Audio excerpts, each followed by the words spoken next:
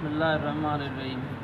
اللہ تعالیٰ جس کو ہدایت دینے کا ارادہ فرماتا ہے اس بندے کے سینے میں اسلام کی محبت پیدا فرماتا ہے۔ اس حدیث کو بیان کیا ہے ابن مسعود رضی اللہ نے کہ اللہ کے رسول صلی اللہ علیہ وسلم نے باقاعدہ یہ آیت پڑھی، فَمَن يُرِدِ اللَّهُ أَن يَهْدِيَهُ يَشْرَحْ صَدْرَهُ لِلْإِسْلَامِ، کہ اللہ تعالیٰ جس بندے کے ساتھ بھلائی کرنا چاہتا ہے، اللہ جس بندے کو ہدایت دینے کا ارادہ کرتا ہے تو سب سے پہلے اس بندے کو اسلام سے محبت عطا فرما دیتا ہے۔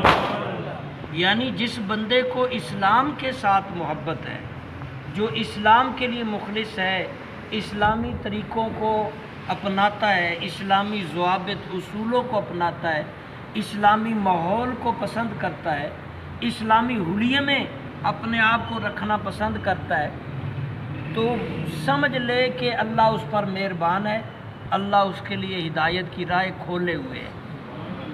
اور حدیث کا اگلا حصہ فرمایا،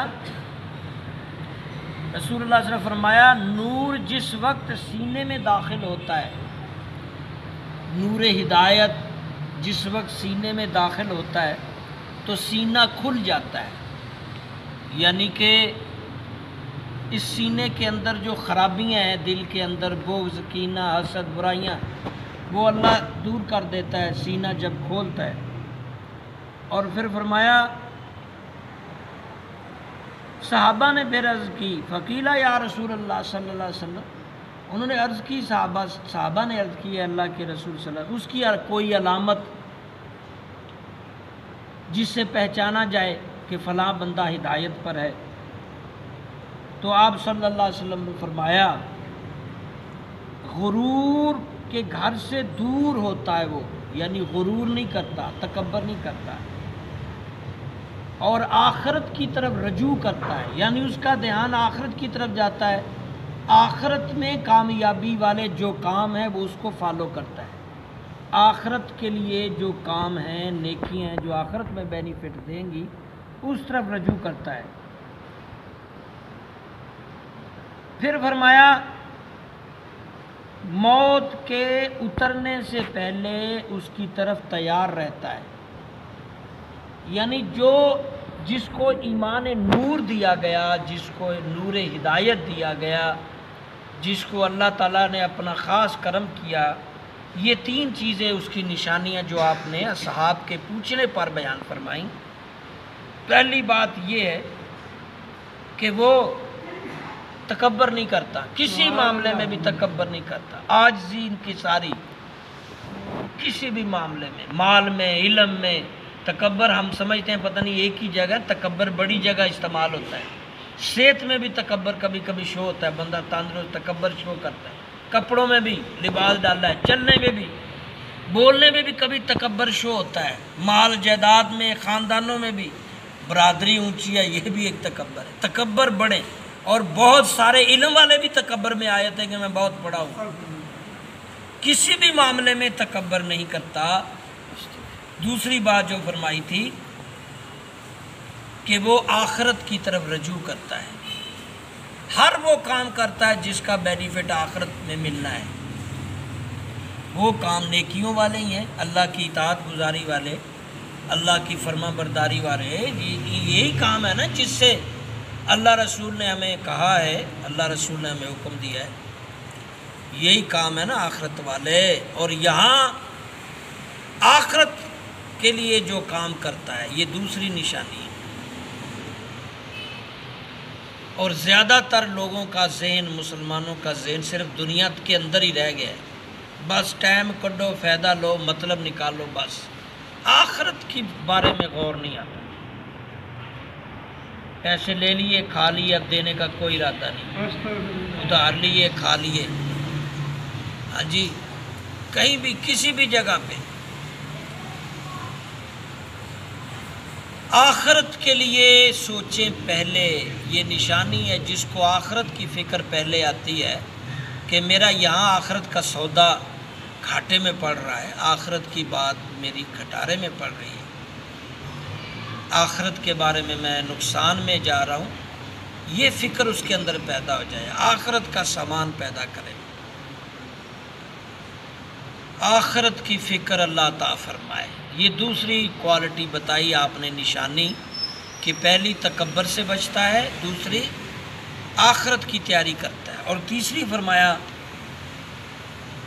موت کے آنے سے پہلے موت کا سامان تیار کرتا ہے، یعنی موت کے بعد والی زندگی اس کی فکر زیادہ کرتا ہے، موت کو ہر وقت ذہن میں رکھتا ہے، بہر حال جانا ہے یہ اس کے ذہن میں رہتا ہے۔ یہ جب رہ رہا ہے نا، اس لیے فرمایا موت کو کثرت سے یاد کرو۔ موت کو کثرت سے یاد کرنے سے فائدہ یہ ہوتا ہے کہ انسان گناہوں سے متنفر ہوتا ہے اور نیکیوں میں دل لگاتا ہے۔ موت کو کثرت سے یاد کرو۔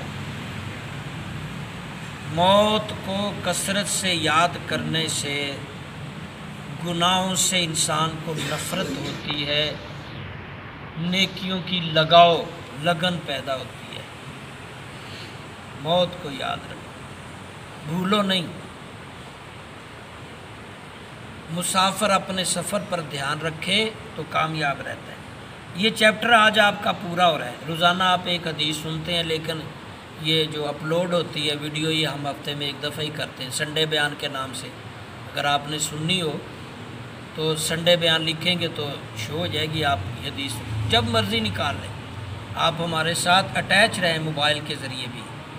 یوٹیوب چینل نکالیں، یوٹیوب پہ سرچ کریں ڈاکٹر قاری غلام مرتضیٰ شمسی لکھیں اور لنک ہو جائے گا۔ یہ آپ 10 سال بعد بھی یہ حدیث نکال لیں گے، آپ کو فریش مائنڈ ہو جائے گی۔ جب آپ دنیا میں زیادہ کھو جانے لگیں گے تو حدیث نکال لیں، تھوڑی سی راہ راست آئے۔ یہ آخری ایک حدیث رہے گی، یہ بھی سن لیں، کل نیا چیپٹر شروع کر لیں گے۔ ابو ہریرہ رضی اللہ نے روایت کیا کہ بے شک رسول اللہ صلی اللہ علیہ وسلم نے فرمایا، جس وقت تم بندے کو دیکھو کہ دنیا میں بے رغبتی اور کم گوئی دیا گیا ہے، اس کا قرب ڈھونڈو، اس لیے کہ وہ حکمت سکھلایا جاتا ہے۔ یعنی جس کے اندر 2 کوالٹیاں ہوں، اس سے دوستی کرو، اس کے پاس بیٹھو۔ دنیا میں بے رغبت، دنیا میں وہ رغبت نہیں رکھتا، اس کو گانا باجا دنیا ہے نا، دھوکہ، فراڈ، گالی، ڈانس، کنجر پن، جھگڑے پن، یہ دنیا ہے۔ فراڈ، دھوکہ، ملاوٹ، یہ دنیا ہے۔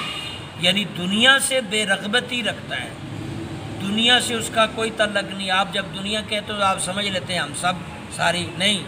دنیا وہ کام ہے، میں نے پچھلے دنوں اس کی وضاحت کی تھی کہ دنیا اس کو کہتے ہیں جو اللہ رسول کی نافرمانی میں کام آتے ہوں، وہ دنیا ہے۔ وہ کوئی بھی ہو، جو اللہ رسول کی فرما برداری کے اندر آتے ہیں وہ دنیا نہیں ہے۔ جو اللہ رسول کی فرما برداری سے باہر ہوتے ہیں کام، وہ دنیا ہے۔ مثلا میں مثال، شادی نکاح کر کے بیوی سے ملتے ہیں، یہ اللہ رسول کے اندر ہے۔ بغیر نکاح کی عورت سے ملتے ہیں، یہ دنیا ہے۔ حلال کما کے کھاتے ہیں، یہ دین کے اندر ہے۔